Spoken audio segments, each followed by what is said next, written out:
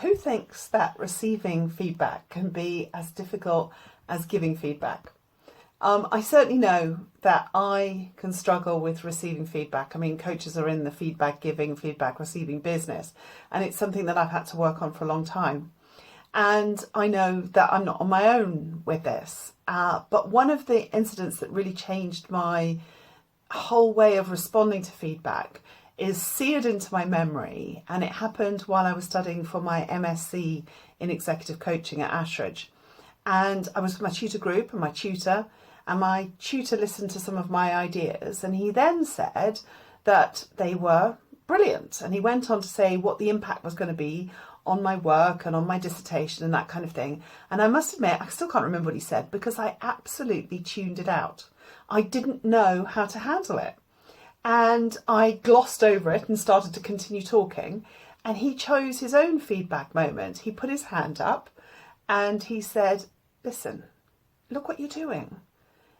When I took the opportunity to really give you some feedback about what impact your ideas were going to have on your work, you just kind of dismissed them and threw that gift back in my face. And it's quite hurtful.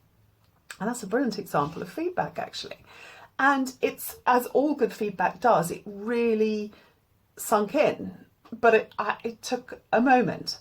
And so it doesn't matter whether you're stuck receiving feedback like that sort of "you're amazing" type of feedback, or the other type of feedback, which is "you're terrible." And neither of those are true, by the way. That's just how our brain and our body is responding to it, because our amygdala, the fight or flight impulse in our head, is activated when we're on that receiving end of feedback. So to take the breakfast analogy again, it's important to digest the feedback you're given and not just vomit it straight back up in the form of denial or defensiveness or just minimizing the whole thing. So the first thing to do really is to say thank you. And that action of saying thank you and saying it nice and slowly is often enough just to calm you down. And it's true, thanking someone is going to help that relationship and it's going to help the way you feel.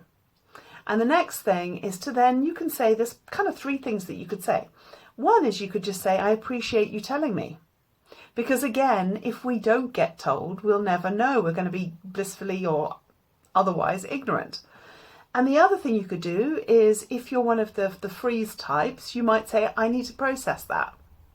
So that people don't expect that you're going to have some completely literate response straight away. And the other thing that you could say is, "I didn't know that."